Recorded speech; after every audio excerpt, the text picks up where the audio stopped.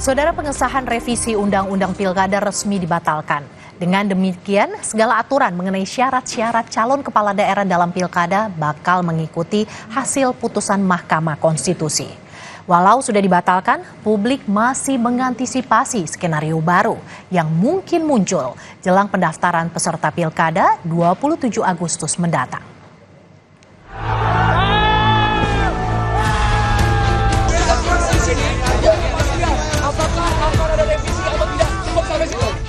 Pengesahan revisi Undang-Undang Pilkada yang memantik reaksi publik akhirnya dibatalkan. Sidang paripurna sebelumnya sempat tertunda 30 menit karena tak mencapai quorum. Ditambah tekanan dari mahasiswa yang berdemo di luar gedung DPR, membuat sidang akhirnya ditutup tanpa pengesahan. Dengan dibatalkannya paripurna, Wakil Ketua DPR sekaligus pimpinan sidang Sufi Dasko Ahmad menyebut otomatis segala aturan mengenai syarat-syarat calon kepala daerah dalam pilkada bakal mengikuti hasil putusan Mahkamah Konstitusi. Pada hari ini revisi Undang-Undang Pilkada batal dilaksanakannya. Dengan dibatalkannya paripurna, Wakil Ketua DPR sekaligus pimpinan sidang Sufi Dasko Ahmad menyebut otomatis segala aturan mengenai syarat-syarat calon kepala daerah dalam pilkada bakal mengikuti hasil putusan Mahkamah Konstitusi. Sebagai satu-satunya fraksi yang menolak revisi Undang-Undang Pilkada, PDI Perjuangan menegaskan pengesahan RUU Pilkada cacat prosedur dan substansi. Anggota DPR RI fraksi PDIP Masinton Pasaribu menyebut partainya telah membuat nota penolakan, meski tak sempat dibacakan karena paripurna tak jadi digelar. Ia pun memastikan akan terus mengawal agar tak ada lagi celah bagi RUU Pilkada. Kami tetap dengan pendapat kami, maka kami tidak sependapat dengan pembahasan di balik kemarin, karena apapun tata cara prosedur pembuatan undang-undang itu harus memenuhi ketentuan yang diatur dalam undang-undang. Nah, apapun proses politik hari ini itu harus dikawal, apalagi yang berkait tentang hal-hal yang fundamental tentang konstitusi, demokrasi, ya, ini harus dijaga sama-sama. Merespon batalnya pengesahan revisi Undang-Undang Pilkada di DPR, KPU menegaskan akan mengikuti putusan MK terkait aturan pilkada.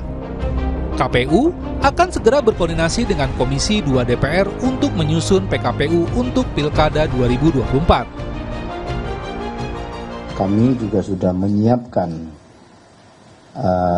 adaptasi atau mengambil substansi putusan yang kemudian kami normakan dalam draft PKPU yang kami kirimkan ke Komisi 2 atau DPR pada tanggal 21 Agustus.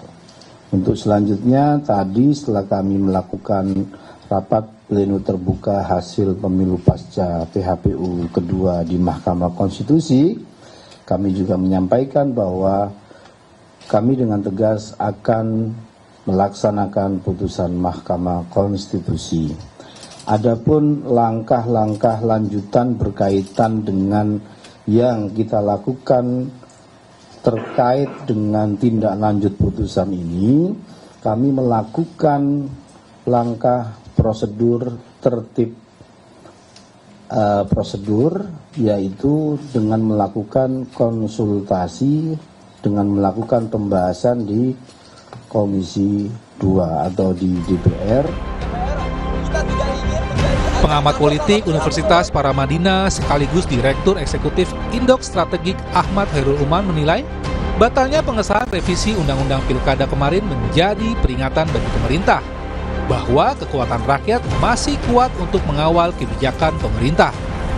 Selain itu, tidak quorumnya peserta sidang paripurna menjadi sinyal serius bagi Koalisi Indonesia Maju Plus yang dinilai tidak seiring sejalan berbeda dengan kondisi saat rapat balik ketika dominasi 8 fraksi menyetujui revisi Undang-Undang Pilkada dibawa ke paripurna untuk disahkan.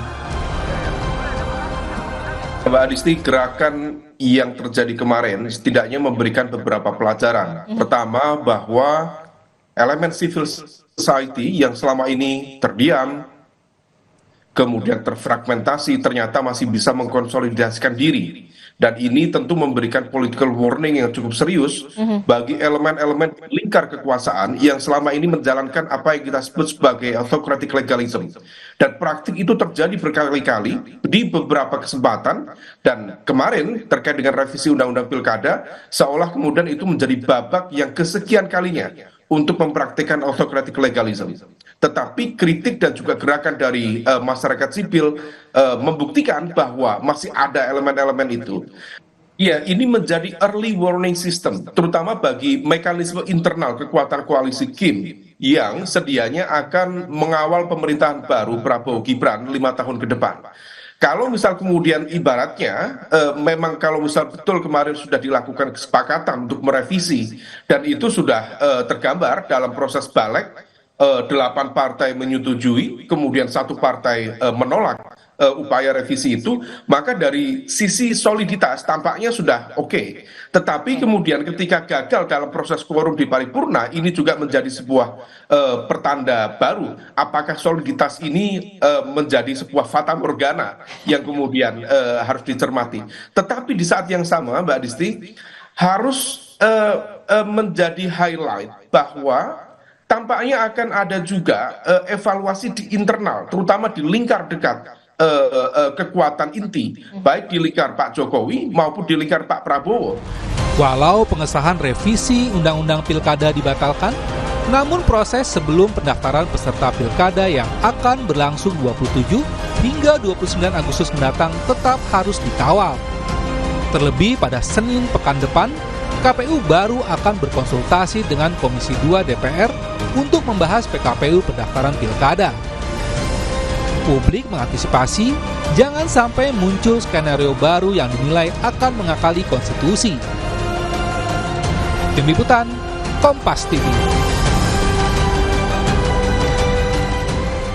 Saudara, usai jeda, Kompas Siang masih akan kembali dengan informasi lain. Di antaranya, sejumlah mahasiswa dirawat di rumah sakit akibat terkena efek gas air mata. Selain sesak nafas, para mahasiswa ini juga mengalami iritasi mata. Ada pula informasi Ketua Umum PDI Perjuangan Megawati Soekarnoputri menyinggung sosok Anies Baswedan di agenda pengumuman bakal calon kepala daerah yang digelar di DPP PDI Perjuangan. Megawati mempertanyakan keseriusan Anies dengan PDIP. Sesaat lagi Kompas Siang akan kembali dengan 2 informasi menarik ini.